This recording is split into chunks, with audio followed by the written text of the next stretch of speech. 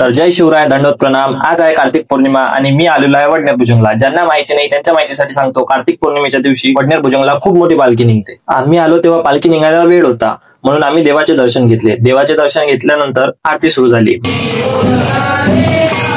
आणि मग पालखीची सजावट सुरू झाली। पालखीत देव विराजमान झाले। त्यानंतर पालखीत विडा अवसर झाला आणि पालखी समोर आरती सुरू झाली।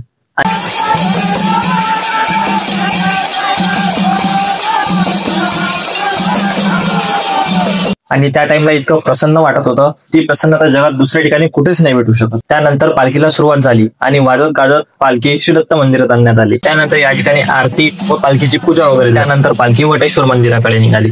थोडासा हात पालखीला मी पण लावून घेतला। मग पालखी वटेश्वरीवर आली। या ठिकाणी सुद्धा पालखीचे पूजन वगैरे झाले, आरती वगैरे झाली व इथून पालखी मोठ्या मंदिरासाठी निघाली। मोठ्या मंदिरात पोहोचल्यानंतर आम्ही थोडा वेळ नामस्मरण केलं, देवाची सेवना केली। देवाची शेष करून निद्रेची आरती वगैरे करून आम्ही आलो मामाकडे निद्रेसाठी। आजच्यासाठी इतकंच, भेटू नवीन ब्लॉग मध्ये।